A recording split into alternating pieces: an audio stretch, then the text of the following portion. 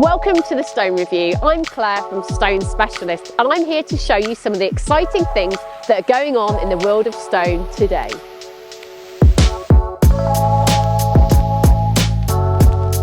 This issue is sponsored by Tectonix Stone by Design. The Biesse Group, which designs, manufactures and distributes machinery for processing stone, wood, glass, plastic and metal, has announced it has acquired the entire share capital of GMM Finance SRL, the holding company of the GMM Group, for approximately €72 million equity value. Due to complete in February, the deal sees Biesse taking on GMM SPA, Bavoloni SPA and Tecni Waterjet Ltd, and in addition its Italian and foreign subsidiaries. The Queen Elizabeth Scholarship Trust is now welcoming applications from talented craftspeople, including stonemasons looking to further their careers. Applications close on the 12th of February at 5 p.m, and individual makers can apply for up to $18,000 in funding for scholarships, up to $10,000 for emerging maker grants, and up to $12,000 for apprenticeship training. The Lighthouse Construction Industry Charity will be visiting construction sites across the UK and Ireland in 2024 as part of its Make It Visible tour, aiming to deliver wellbeing support. And companies in the industry can request a free visit via its website. All members of the Make It Visible team are on the tools and share their own experiences in an informal way, whilst informing workers of the support available to both them and their families. The Toolbox Talk allows everyone on site to share their first-hand life experiences and focus on the importance of positive mental health and well-being.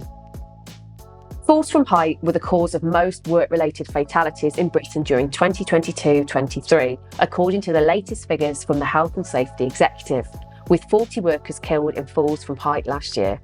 To reduce injuries and fatalities, employers can now use HSC's latest guidance to ensure they take the necessary precautions to protect employees.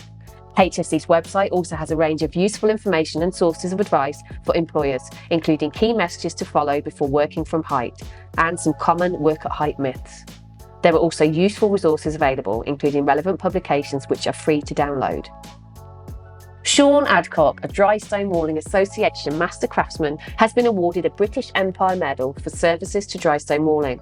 Adcock is the 6-time North Wales professional champion in dry stone walling and has taught students across the world.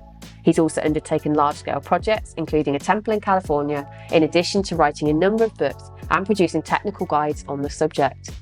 Adcock, who earned a degree in modern history and politics in the 1980s, has been a waller for 35 years after initially taking a year off after uni to join a conservation volunteer project. For more on these stories and further news, please head to stonespecialist.com. One City Park in Bradford is a new landmark development by Muse to deliver a BREEAM Excellent 56,000 square foot office building with new public spaces to be enjoyed by all, as the city builds towards its City of Culture status in 2025. Were you pleased with the execution of the project? Yeah, over the moon. The biggest challenge was the site plan and the time that Howard's had to install it. So we engaged not just the supply chain but logistics partners as well, and the way that we managed time deliveries, the way we managed mixed deliveries, and we worked hand in hand with the site team. Not easy, but yeah, really pleased with the end result.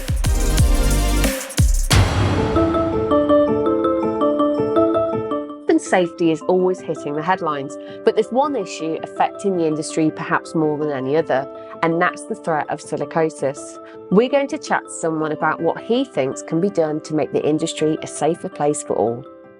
What do you think that employers could be doing differently to protect the health of their workers from silicosis and other dust-related illnesses? Everybody who cuts stone, whether it be construction, whether it be countertops, whether it be hand-carved masonry, is always been at risk from the dust from stone. I think what's accelerated it is the availability of man-made products that have been high in silica. There's always been a need for good safe controls, and it has always been, to say fairly lacking would be somewhat of an understatement, and the industry is not well known for its continual development of safety processes. It's lagged behind in a lot of ways, but some fabricators are starting to to learn that they need to do something now. There's a lot that have been doing everything they need to do for some time. And what would you say to people that think that engineered stone should be banned completely? I fundamentally think it's the wrong decision. And in terms of obviously education, do you think more needs to be done to actually educate people that are coming into the industry about kind of safety measures that they should be putting in? Absolutely, and I think it's now it's long been a responsibility of every fabricator. It is now more important than ever to ensure that all the new staff know how to cut and handle and avoid the risk of silica. To watch the full versions of these interviews, please head over to stonespecialist.com.